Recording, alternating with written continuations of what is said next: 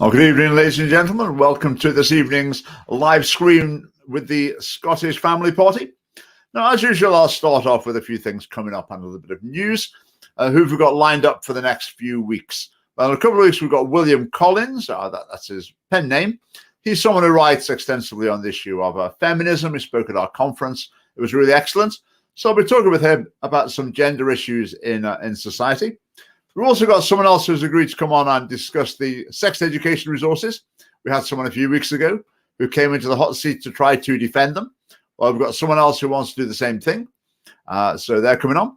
We're also going to do a rerun of the discussion I had with Christian Hacking about the coronavirus vaccinations and abortion and the ethical implications there. We had chronic technical problems last time, so we're going to do that again. He's sorted out his IT system, apparently, so we're going to be replaying that very soon. In other news of the family party, we really are in the heart of gearing up for the election. Now, there's all sorts of planning in the pipeline. It's producing our manifesto. We've got various campaign events, plans. So, watch this space. There's lots to do for an election campaign, but we're getting all sorts of things planned. That's very exciting. Obviously, what a week it's been for me. General Teaching Council for Scotland case coming up last week. And then we're just halfway through it, mid-battle, and suddenly the case collapsed and they declared the allegations unproven. And that was that.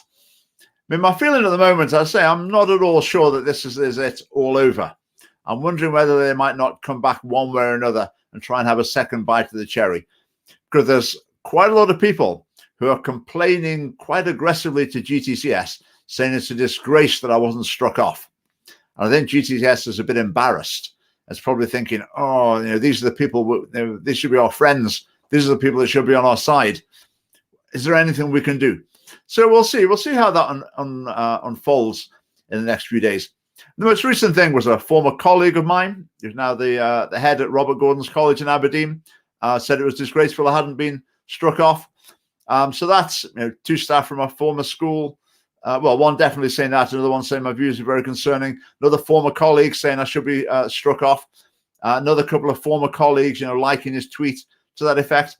It's quite sobering to realize just what hatred there is of traditional conservative values in society. These are people that you work with for years, rub along with, get along with, just doing your job alongside them. And it comes to something like this, and you realize what's really under the surface. The really, say, nasty, intolerant hatred lurking under the surface. Quite an eye-opener. So, I mean, who knows? A couple of Green MSPs have weighed in. Patrick Harvey's liked a tweet saying I should have been struck off. So that's a couple of Green MSPs saying I should have been struck off. Where are the MSPs saying, at the very least, no, he shouldn't be struck off for saying that. I might not agree, but he shouldn't have been struck off. Where are those MSPs? Nowhere. Okay, any organization even made any public comments like that? No, not a single one. So anyway, that's enough about that. I've spoken about that lots in videos recently. But the main thing I would say is I'm not sure the story is quite finished yet. Now, this is a very busy evening for the Scottish Family Party because as we speak, there's our first ever youth meeting is going on online. Well, I say youth, 16 to 25-year-olds. So some people have signed up for that. So there's a discussion going on there. Immediately after this, I'm going to be on Unity News Network. This is an alternative media news channel on YouTube. Unity News Network. I'll be on there speaking to their host for a while. During that, on BBC Scotland, on the 9 programme, that's going to feature a little interview with me about my GTCS case. That was recorded earlier on. I won't steal their thunder by telling you what it was like. It was with the BBC, so you can imagine. But I gave as good as I got. So you can watch that on the 9 after this live stream. Now, what we've got tonight is a very important opportunity to meet our new chairman, Michael Willis. We tried to have a chat the other week, but again, technical gremlins crept in. So what we've done is we've recorded an interview in advance. And this live stream software has got a new feature now where we can play videos live. Now, in the future, this is going to be quite good fun, I think. It means we can take a video of something and we can sort of watch it together, pause it every now and again, and chip in with comments, see what we think about it. So I think that'll be quite interesting. We'll be able to use that quite a bit. So this evening, I'm going to play the recording of my interview with Michael, and then I'll come back on live at the end to say farewell, maybe look at a few questions and comments that have come up. Now, before the interview, Michael starts off talking a bit about his background, but towards the end, so halfway through, towards the end, talks more about his freedom of speech challenges that he's had. I mean, the National ran a hit piece on him, a bit comparable to the one that they did on me, and it had professional consequences for him, quite serious ones. So he's got a tale to tell about that. So it's a very interesting chap and an interesting story to tell. Now, I think I've mastered this technology to be able to play a video, so I'm going to click something now. Live me is going to go to the corner, so I'll join you in the audience, and then we can listen to Michael. So here we go. Here I am, joined by Michael Willis, our new chairman. Welcome, Michael. Hello there, and welcome to you. Greetings. Right, thanks for joining us this evening. Where are you again in Scotland? I'm in Stirling. Stirling. Yeah, right at the centre of the country. Stirling, great city. Yeah, been many times. Like it very much. Okay, so the purpose of this slot tonight is to give people a chance to get to know a bit about you and the things you've been involved in the past, and then talk about involvement in the Scottish Family Party towards the end as well. So where would you like to start your story, your background? Okay, I was talking, I think when we tried to kick off a couple of weeks ago, I was talking about education and career, and I think I said I was very keen on a commercial career. And in those days at school, there weren't many options. You know, it was sort of Latin and Greek and English literature. But anyway, eventually I got something in economics, and it's terribly difficult to find a job in those days. And so I spent a year sort of doing stuff in Europe, working with a building company and working in a textile factory. And then I got a big break where I got onto a postgraduate course on export marketing. So I was interested in Europe and languages, and started to pick up a bit of German. And from that, the best two students were offered places at a company called Reckitt and Coleman. Lovely sort of Methodist-based company, the Coleman family and the Reckitt family. And so I got my first sort of break into business, and which involved sort of traveling all over Europe. And I'm saying that for some of the younger people who might be watching this. You know, you have to sort of persevere, and you know, sometimes luck comes your way, but you also have to have a little sense of direction. And I suppose mine was Europe and trading, commerce, and then seizing the luck when it came along. So that started a commercial career, which I thoroughly enjoyed, and it helped put bread on the table. And from there, I suppose, you know, we move on to why you wanted to put that bread on the table. Well, it's to support a family, and we've got 5 lovely children. And I eventually married a Dutch lady, and we settled in Scotland about 35 years ago. So most of the children, when it comes to the England-Scotland rugby game, they're all supporting Scotland. And what a terrific performance the other week against England. I mean, I was delighted for Scotland. Wonderful, wonderful rugby. So the family are all Scottish. I mean, I think I'm still a very proud Englishman, you know, living in Scotland. Yeah. So you started with that company. How long were you with that company for?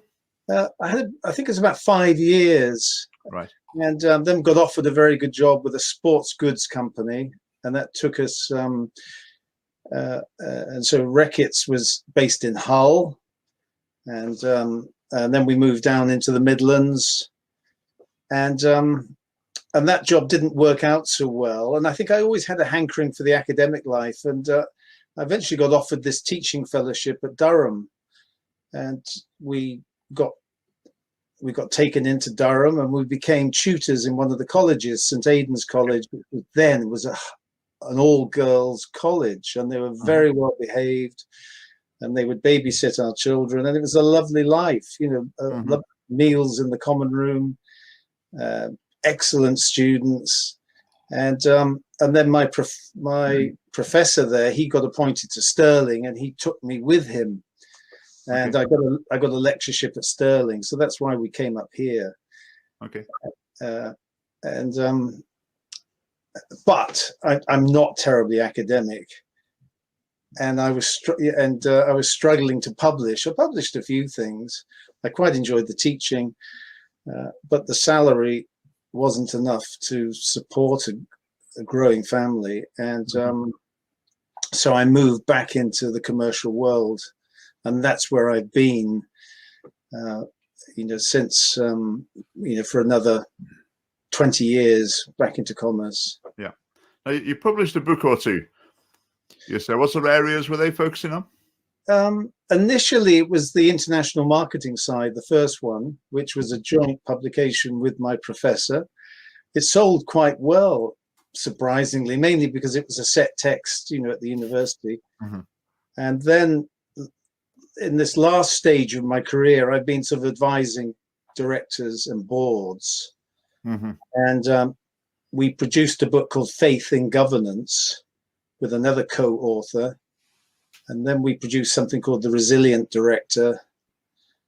And more recently, I've sort of been doing more fun things that I enjoy doing. So, how boards behave, how they can behave better, what makes a good director, what are the common mistakes directors made, the sort of mistakes I made when I finally was appointed as a director in my late 30s. And I made all the mistakes. And I think that's why I was able to start advising and counseling directors and training directors in the way, not necessarily the way to do it properly, but the way to adapt to different board structures. Yeah, I'm sure all that expertise is going to be very valuable to the family party with our very modest leadership structure, but expanding. We have our national council and other people being appointed. No, it's a great structure in place, and and I think governance is really all about assessing some of the risks and sorting out problems, because as you know, political parties have big fallouts, mostly on policy, and it's to make sure you have the mechanisms and the methodologies to address potential problems. Yeah, absolutely. So alongside this career, you've been involved in some forms of activism, charity work as well. Yes, I mean, when we first got married, my wife sort of dragged me into all this. We had a problem having children initially, and I know we've got 5 now, and it was a problem. So we sort of got interested in things like fertility. And then one day she showed me a picture of a saline abortion, and this really was a turning point for me. I hadn't really thought much about it, and it's more a woman's problem, and the Abortion Act had been in place for quite a long time. And I saw this and I thought, this is absolutely, I cannot believe it. And that really was the catalyst for getting me involved. And really for the next 30 years, in tandem with trying to pursue this career, I was very, very committed to the pro-life cause, and latterly more towards the sex education side. And both of these themes are very much linked. I think the sex education side at school tends to push children towards abortion as a backstop. Yeah. So yes, you're right. I mean, I'm very proud. I'm very, very proud of that history of pro-life activism. I mean, you don't get much thanks for it. You get a lot of abuse for it, but what doesn't kill you makes you stronger. Yeah. Absolutely. Could we just look at the sex education issue a Yeah. little while? You're involved in campaigning about that. What form did that take, and when was that? Well, this was in the late 90s, and this was within a group called Parent Truth, and that was basically just trying to expose the reality of modern sex education in schools, and the fact there's a sort of a hidden hand which is trying to sort of corrupt children. And I've always used this phrase that the state is really a child abuser that is grooming. The state seems to want to groom children to early sexual activity, and that everything is normal and everything is possible, and you do what you want and its consequences free.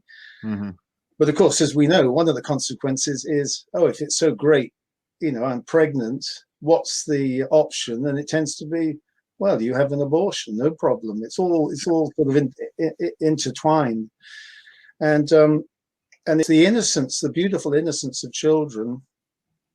And if you've got 5 of your own, and now I've got eight grandchildren, you're trying to protect that as long as possible. And there's this sort of latency period in children which you don't want to disrupt. And children want to be children. They don't want to be educated about sexual activity, and it's such a shame. And so that's what got me into it. So we published a lot of very, very good literature. And once again, naively, I thought, if you put this out into the public domain, you're going to get a reaction, and the parents would be shocked, and that this is being secretly introduced to their children, and a lot of them didn't seem to mind. So we didn't get the reaction, but we were very vociferous, put out a lot of campaigning, and pointing the finger at politicians. And if you remember, politicians. Sorry. Did any politicians respond? Not really. No, they all seem to be in on it. You've got to, there are a few who are supportive, but everybody seemed to accept the philosophy that it's probably a good thing that children are prepared with this education, which will help them in their future lives as adults.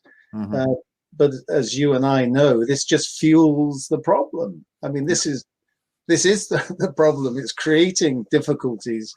Yeah, it's interesting what you said there. I mean, that's exactly the situation we get now from the elected politicians. Some of them are all for it. It's very much that's their agenda that's been pushed. And the others, you just sort of can't get anything out of them. You just get bland statements, and it's all a bit vague. And you get the impression that maybe they're not really happy, but they're certainly not going to say anything that's going to rock the boat. And that's, 25 years ago. And here we are today in the same situation. I'm sure the materials are 10 times worse now as well. But still got the same thing from the politicians. You've got half of them pushing it forward and half of them basically being cowards. Well, maybe not half, or less than half, who just won't stand up against it, even though they're actually thinking, I'm not sure about this at all.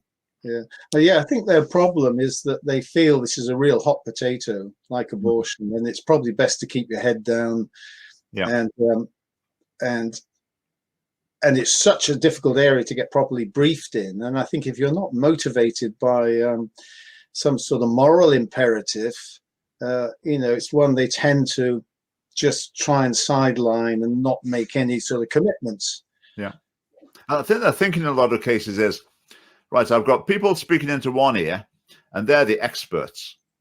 They've got degrees in this stuff. They're in the government agencies. They're teaching in universities, whatever. They're the experts. Then in the other ear, I've got these sort of randomers who are coming up with their own stuff. So who am I going to listen to? I haven't really got time to think about it. I haven't really got my own values to bring to bear. Who shall I listen to?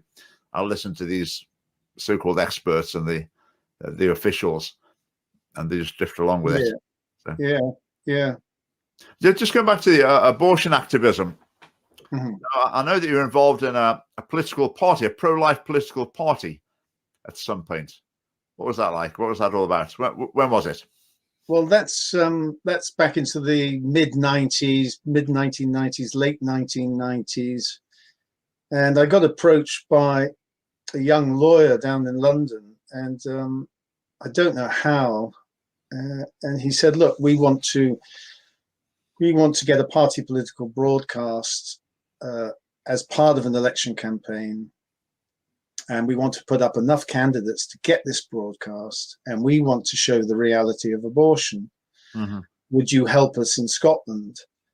And I was tasked. I agreed to this, and we committed to put candidates together enough to get this broadcast, and the requirements were slightly different back in the 1990s, but Mm-hmm. it did cost quite a fair bit of money, and we had to raise some of the funds. We did have a very big sponsor in London who but they were picketed. I mean, in fact, it was the owner of Harrods. He was picketed, and he eventually dropped the link to us, but he provided some of the initial priming finance. Yeah. And so we were tasked with putting candidates up, and I mean, you learn a lot, and it's quite a sort of tough thing, and we've got a lot of criticism, a lot of meetings with the BBC. Finally, we filmed this broadcast. My daughter and myself went to Ireland, and some other pro-life group helped us film, and we edited this, put the broadcast together, got the BBC to accept this, and but finally they said no, this is too and it was Bernard Nathanson's The Silent Scream, so there were chunks of that great film from the 1990s. Mm-hmm. We cut and pasted, put some narrative, some of these scenes from Ireland.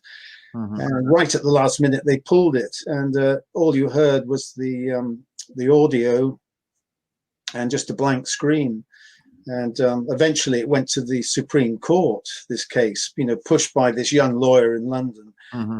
And it finally, the court upheld the BBC decision to basically silence us, and mm-hmm. But go on with this output of violence on the BBC, and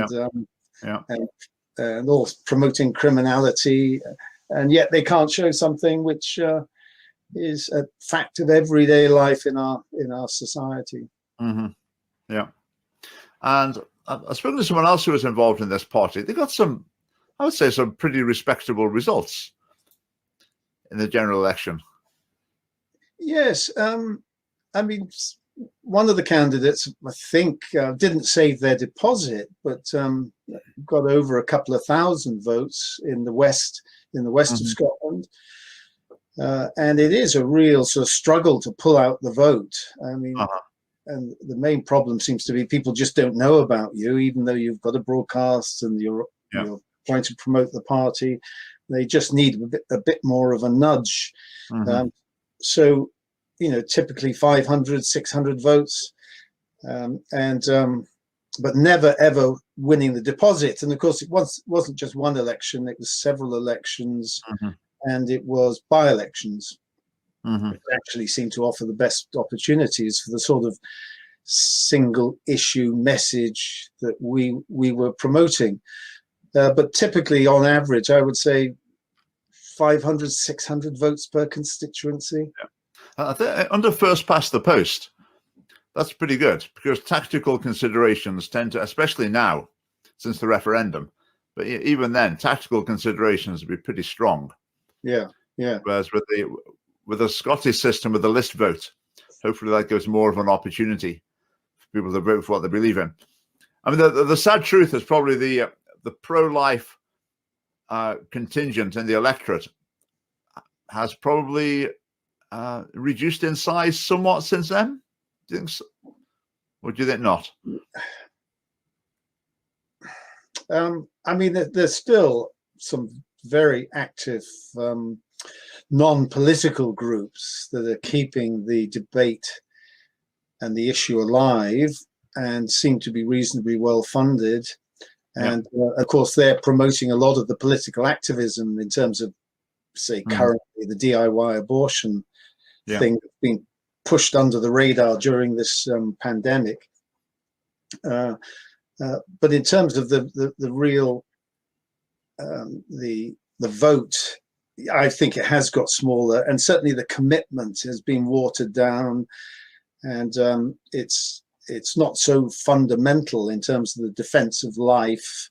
And there seems to be more flexibility. So the hardcore pro-lifers, this probably is a diminished grouping.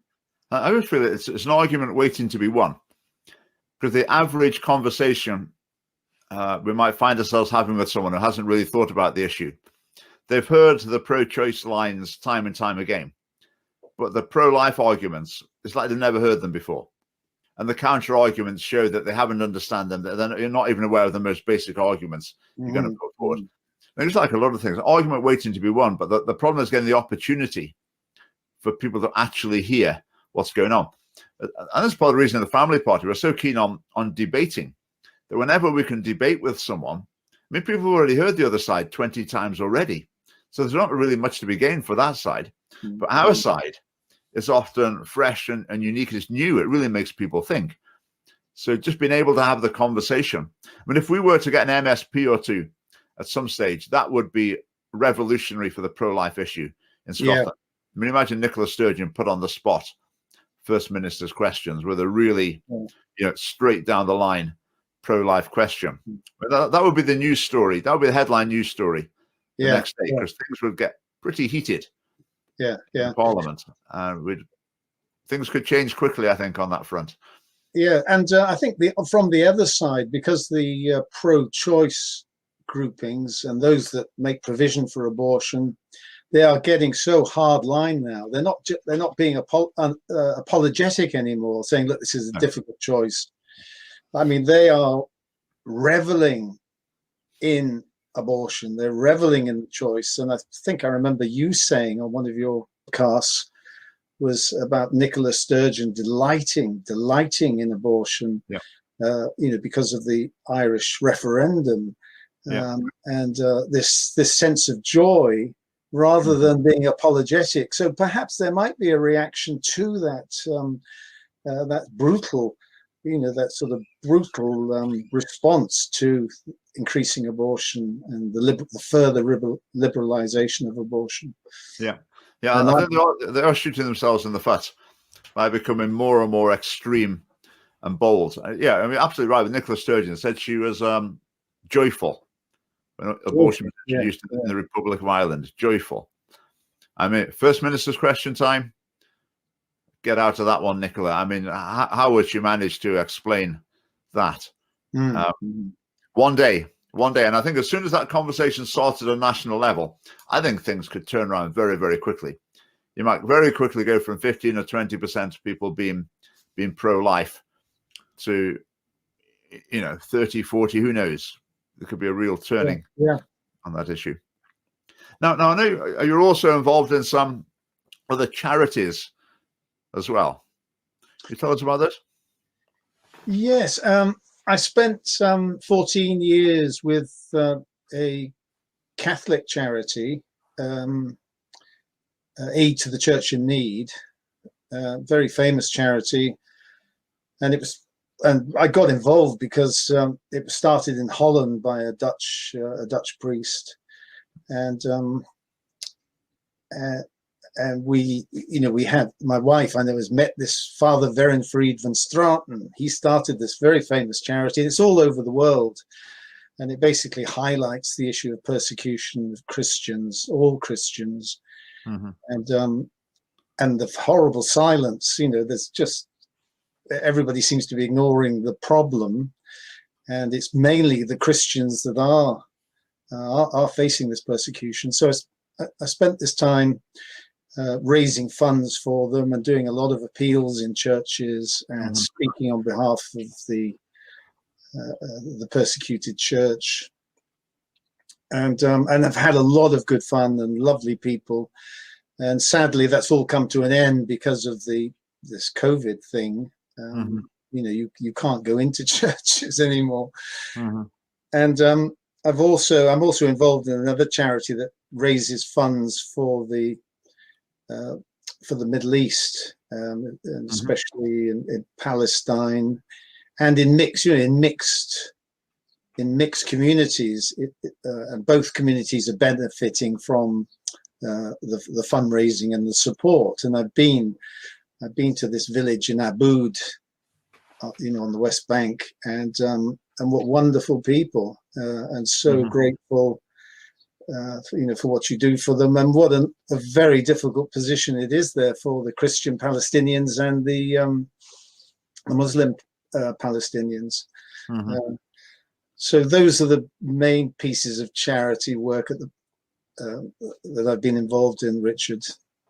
Right. A busy man. Been involved in lots of things over the years. Now we'll move on to anyone who's anyone in Scottish politics has a hit piece done on them in the national newspaper. Yeah. I had one when the Scottish Family Party started. So though we're talking about this, because when people look online, people will find this. The thing with these hit pieces is they can give they can be very misrepresentative of a person. But then when someone searches for you on the internet, because it's been in a newspaper, these things tend to come up quite near the top. So I still find if I pop up somewhere saying something with the family party, if someone wants to strike back, they'll often paste in the link to the national hit piece that I've refuted and responded to 1 million times, but it still goes in there.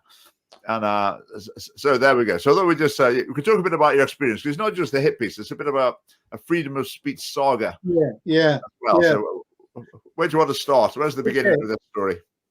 Okay. Back in sort of 2018, because I was sort of training these directors, I thought I'd better get up to speed with social media. So I opened a Twitter account, and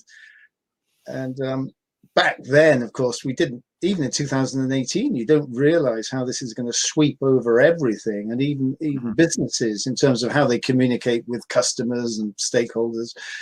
So I opened a Twitter account, and one of the first tweets, the first thing I put out was a retweet of an article by a chap called Mark Steen, a Canadian, a very famous Canadian broadcaster, has his own show, a jazz musician, a very mainstream sort of guy. And these retweets, one looked at the decline of Christian Europe and was saying, well, look, all the politicians are either childless or gay, and what stake do they have in the future of Europe? And the vacuum is being filled by immigration, and there are threats to the Christian culture. And then looking back, when I retweeted this article, we had Theresa May, Nicola Sturgeon, Varadkar in Ireland, Rutte in Holland, the Luxembourg Prime Minister, Merkel childless. So it was remarkable, statistically, that the leaders would be like that. And he said, look, I think their outlook on life reflects badly for this future, that it's bad now, it's going to get even worse, because they don't believe in continuing a family or their family narrative. There is a degree of sterility, and I more than anyone know about the childlessness because of the problems we faced early in our marriage, and I have great sympathies for that. But deliberate childlessness, and all of these people are pro-abortionists. They are in the vanguard of promoting abortion. So I put this tweet out, or the retweet, and then I think because Nicola Sturgeon was mentioned in it, I think that's what got the national interested. And then they picked up on some of the work I've been doing in the 1990s, right-wing, extreme abortion, anti-abortionist, against women's rights. And they looked at some of one particular link I had with another pro-lifer who, is probably a bit sort of right-wing, but they picked up on this. And they did this, what we call a hatchet job. And they found out that I was working for the Institute of Directors and training all of these institute members. And it was a brilliant hatchet job, but I was expecting my institute, who I've been a member of for 17 years and a practicing director, but they dropped me immediately. I was fired. I was pulled off all the jobs I was working on.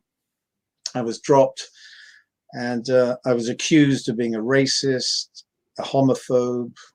I mean, they really chucked the book at me, and it came from right out of the blue. I mean, luckily, this consulting work I did. I mean, I didn't need to do it, but it was an interesting sort of.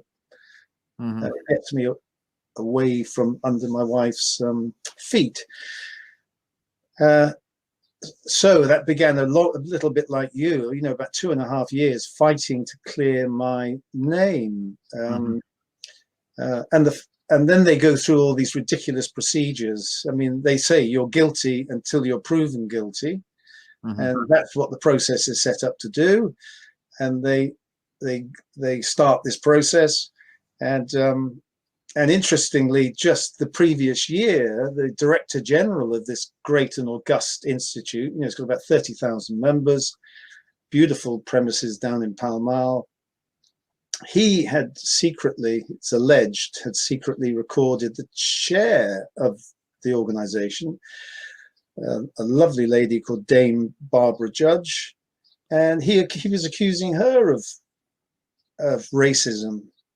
And so it's a pretty weird setup there. So how an organization that's promoting best standards in governance can secretly record someone. I mean, this is bizarre. So this is the same man that's leveling these charges at me. And all they interested in is the reputation, is their reputation damaged. So I didn't get a fair trial. I get called to one of these meetings about a year later. They still find me as a racist, but you can come back in if you do your stint in the gulag and go through a retraining and a reorientation course, and start towing the line. I'm not doing that. And secondly, I'm not guilty of anything that's racist or homophobic.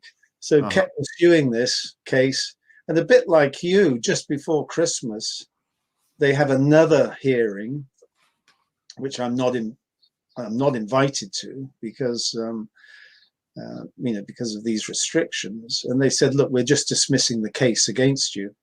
But of course, in those 2 years, I've lost this work. My reputation's been damaged, and it's an utter denial of my freedom to state.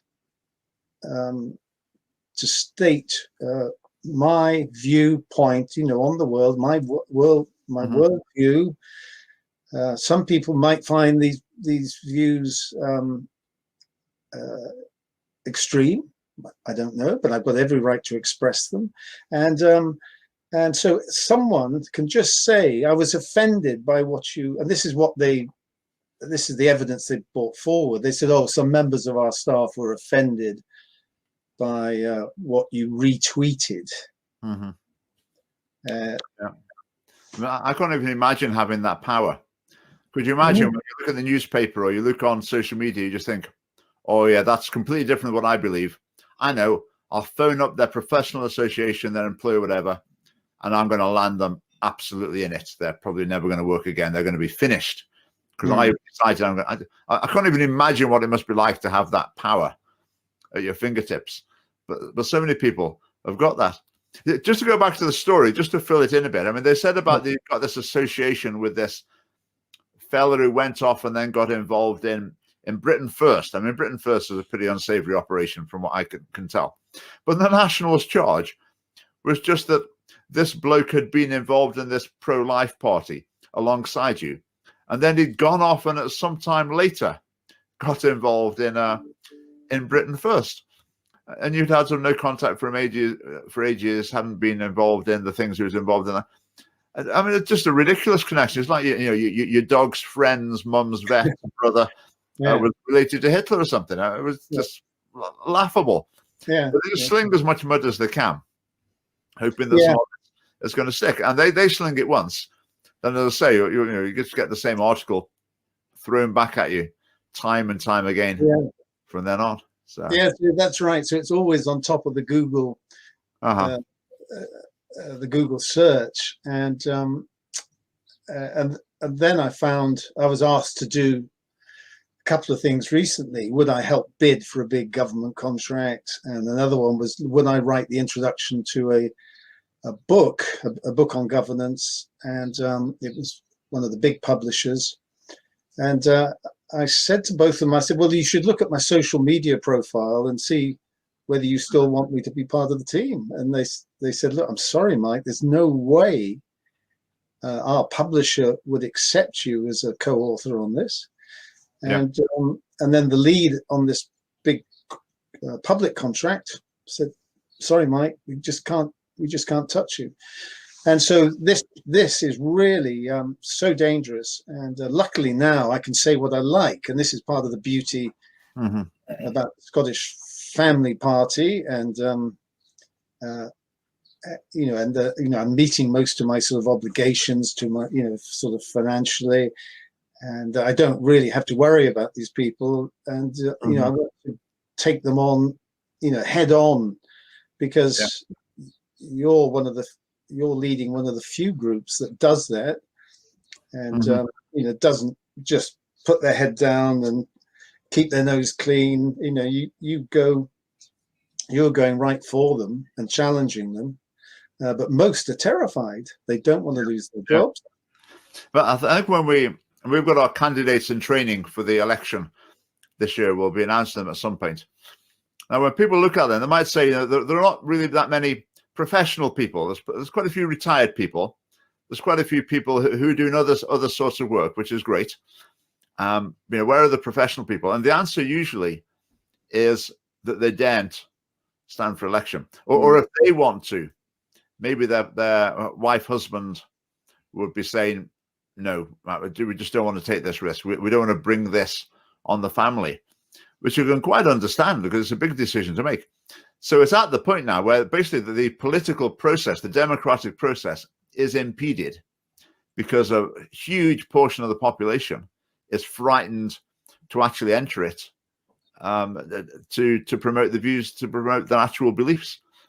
So democracy has been chipped away by this means. So then those of us who say we're in a position to go ahead and fight the battle openly, we really need to do it. Yeah. There's a lot resting on us. And going back to your question about the 1990s, what was going on, even then you couldn't rouse the silent majority, and I think they were thinking, well, it's not, I don't really want to get involved. But now they cannot get involved, and it's too late. The trap has been sprung, and there's very few people available to defend the walls of the city from these barbarian hordes. Yeah. I often say with the family party, I think there's maybe a 5 or 10 year window on current trajectory where the Scottish Family Party can operate, because it's easy to foresee a time coming where we've got no social media. I don't know who wants to say some of the other things that could challenge. It'll put ideas in people's heads, but there's all sorts of ways where we could have problems, and we won't be able to function the way we are now. It will be more an underground operation that maybe won't even be able to stand in elections. I'm not sure. So I think there is this sort of last chance, if you like, the way we're going. And if that's not taken, then and I'm sure we're not trying to be over pessimistic, but it really is the sort of last chance saloon, and a lot of the solutions are in a political, it's through a political method, rather than this general sort of raising of awareness within the culture. Eventually, you have to turn the political key to make the changes. Yeah, absolutely. So just to conclude, let's talk about the Scottish Family Party. How did you come across us? Well, Richard, I would plonk myself in the sitting room, and after sort of 9 o'clock, I thought, I like to sort of look at YouTube, and you kept coming up, and with your vlogs, or whatever the technical term for them is, you kept coming up. And I had heard about you before from my wife, because I think she went to one of the meetings. Oh, this guy's been terribly persecuted. And I would say these things are a persecution. I think we understand, these are terrible persecutions. And then you're always coming up, and it's just, I gather, the algorithm, I like to look at sort of pro-life issues, the war on our culture. And I thought, he's talking a lot of sense. I like this guy, and bloody hell. And he's just like we were in the 1990s, especially on the sex ed. He's confronting these politicians, and he's saying as it is. And to be quite honest, it sort of shamed me to that you can't ever sort of give up, and you need to offer your services. And at my stage of life, it's probably the last thing I want to do. But it was, so I do say, just stick at that. And it reminds me of some of these TV evangelists in America that people flick these channels, and there's a famous evangelist called Mother Angelica, and this sort of big, quite tubby nun. And there was one chap who, very powerful individual, but totally on the wrong side. He was flicking channels, and eventually he watches this nun, and he's totally converted by her appearance and what she has to say, and he changes his life and becomes a great benefactor for EWTN, this and Mother Angelica. So it's funny what these things come along, and it can change your life. So I saw that, and when I saw the policies, I thought this party is bang on message. Everything very, very consistent, and such innovative policies, and not just saying I'm against this or I'm against that, or why can't things be like they were in the old days, but saying, how do we support families? How do we change the tax system? How do we sort of revere families? And, how do we try and keep this gold standard that the best place for a child, is with a mum and dad? And okay, we're not all blessed to have beautiful homes, beautiful families, but let's keep that as a gold standard that we can try and achieve, while everybody else is saying, well, look, just do anything you like, whatever you want you'll find your happiness there. But we know the results, the outcomes, it's not like that. It's a painful disaster out there. And especially the self-harming of young people, suicides of young people, eating disorders amongst young people, and it often comes from very dysfunctional and disorientated and broken down families. So how do we support them? How do we make them better? So that's the story. Does that make sense, Richard, about sort of coming on? Absolutely.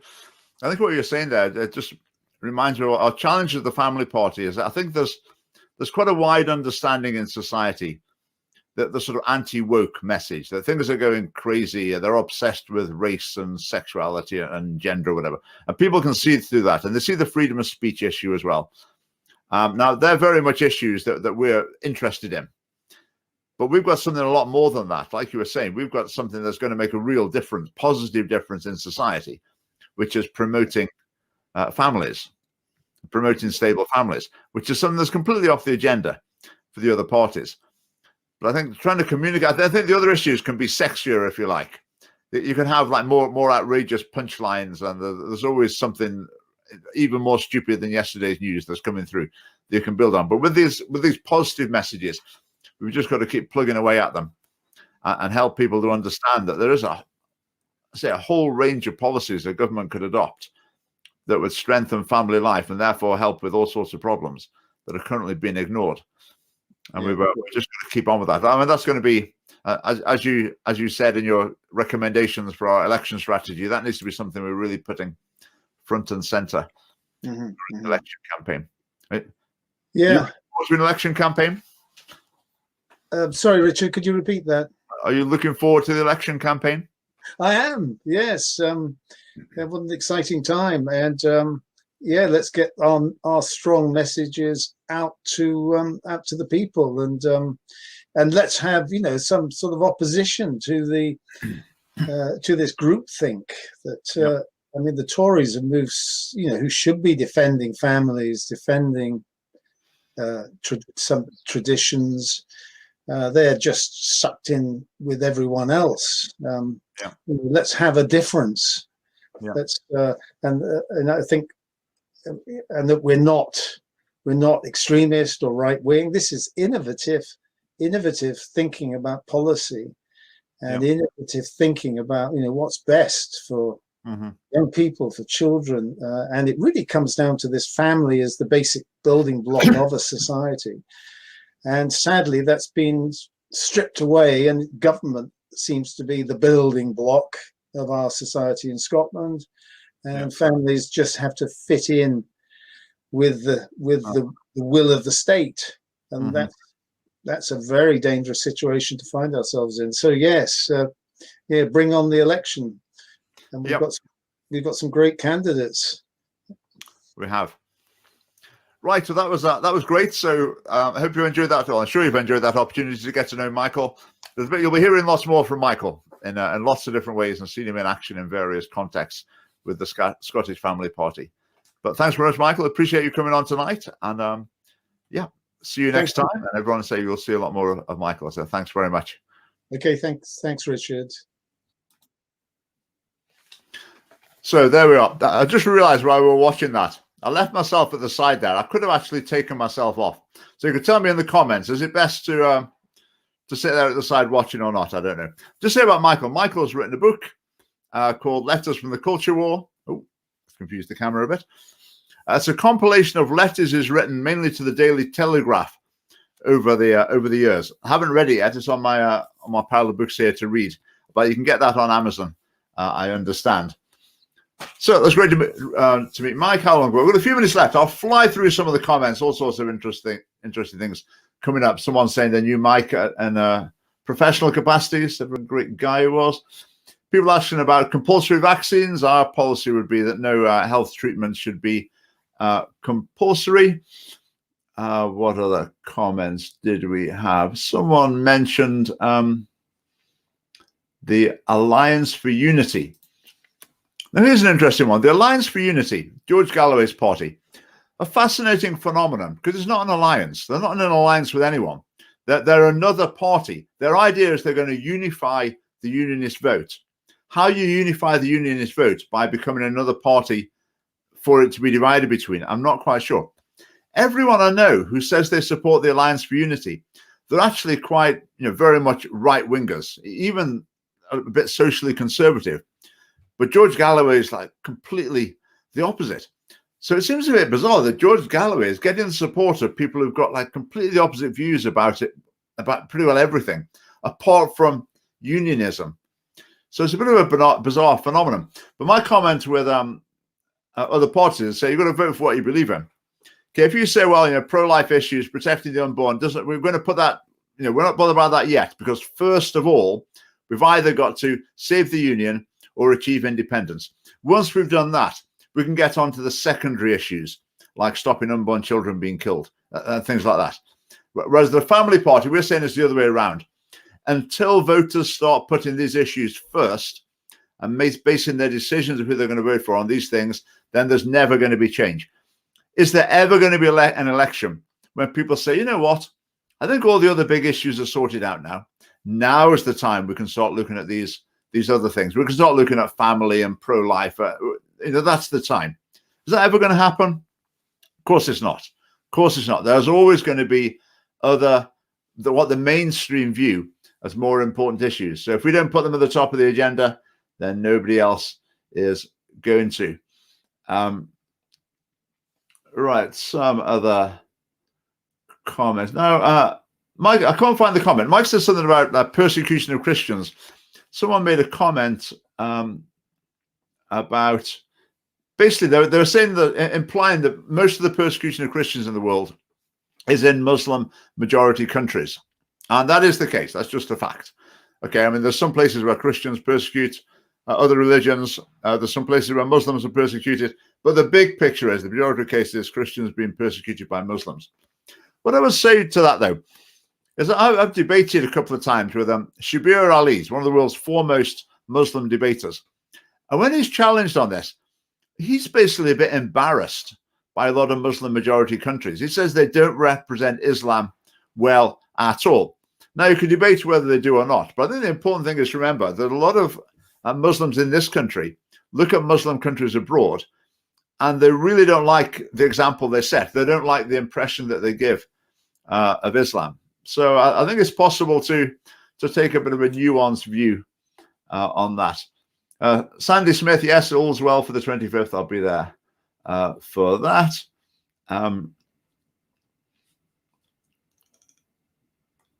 Let's see. Oh,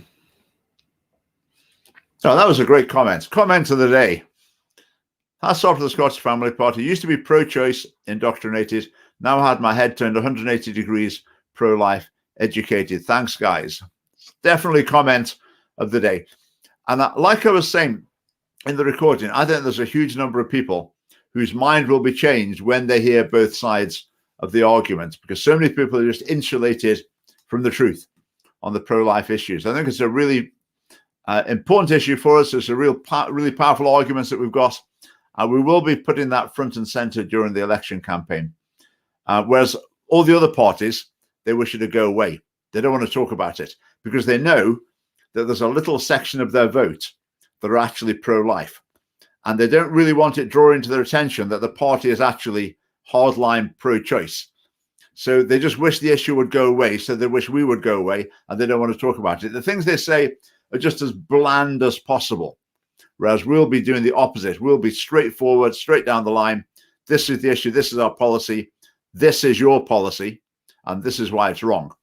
And that's what politics needs. Right, Ali. Hello, Ali. Ali's saying about the Conservatives introducing these free speech protections in universities. That sounds like a good thing to me. Okay, credit where it's due. That's UK-wide. Universities in Scotland, that is a devolved matter. So as far as I'm aware, that won't be applying in Scotland. But the Conservatives, I mean, the Conservatives in Scotland have been saying they're defenders of free speech until they completely capitulated on the hate speech legislation.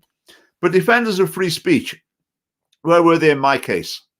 My case for the General Teaching Council of Scotland. Can you even close your eyes and imagine a Conservative MSP coming out and even saying, you know, I might not agree with him, but I think he should be allowed to say these things. I mean, there are for example, the teaching of the Catholic Church. Could you even imagine a Conservative MSP coming out and saying that? You can't, can you? It is impossible to imagine. So the party is trying to paint itself as the protector of freedom of speech in theory. In theory. When it comes to practice, when it comes to actual cases, where are they? Nowhere to be seen. Right, let's see what else we've got in the comments. Let's see if we can just find one more. Right, what do we got here? Family is the bedrock of society, quite right. This is what they want to belittle and destroy, which is the main obstacle to the totally disconnected madness they're pushing on us. Disconnected, that's an important word. I think people of a certain political mindset, they like there to be two things in the country. There's the government and there's individuals, and they don't like anything else in between. They don't like voluntary associations, community associations. Not really, not unless the government runs them. What they like is individuals and the government. So families, community associations, religious bodies, etc. They don't like those because they can't quite have the control that we'd like. Families as well come in that bracket. The state wants to deal with individuals rather than having these little communities of people that are self-sustaining and a bit insulated from the influence of the state. So I think that's spot on. Churches closed in Scotland. Now, we've been mulling over whether or not we'll have an open for Easter campaign. This is the last thing I'll talk about, then time's up. We'll need to finish. Because I think what the government's doing, UK and Scotland, they make decisions according to these experts, and they tend to think that every week's decision is the same decision as they made the previous week, but it's not. This is why.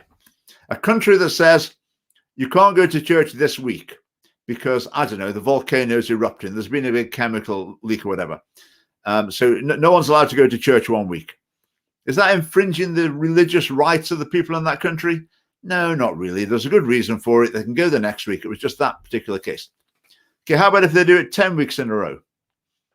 Okay, how about if they do it 10 years in a row? Well, that's not a temporary restriction. That is denying them the rights, freedom of worship. That is definitely infringing the people's rights. Okay, so if that's 10 years, we're now at the stage where we're looking like 1 year. This will be the second Easter that Christians haven't been able to gather to worship. So if you've gone over a year, which territory are we in? We're moving from the temporary restriction more into the permanent denial of, well, basically human rights, of basic freedoms.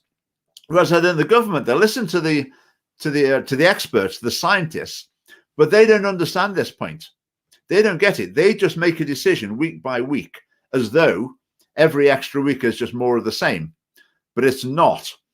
Because, if you stop, Christians from worshiping, for example, for 2 Easters running, that's heading more towards permanent denial of freedom of worship rather than a particular crisis measure. Now, I hope that made sense. After my General Teaching Council for Scotland hearing, I've sort of lost confidence in my ability to make people understand logical arguments. But hopefully that makes sense. So we're thinking about having some sort of campaign for churches and, well, not just churches, for wider society to be open by Easter. So watch this space. We'll see what we've got there. Anyway, time has passed. So if you want to hear me chatting about my GTCS case on Unity News Network on YouTube, I'll be live there in just a few minutes. Or if you go over to BBC Scotland and watch The Nine, there's a little, it's just 3, 4 or 5 minute clip of me being interviewed by them. Quite a, I don't say hostile, challenging interview, let's say. The first question was, well, are you homophobic? You get the flavor. Right, okay. Thanks for being with us tonight and see you next week. Good night.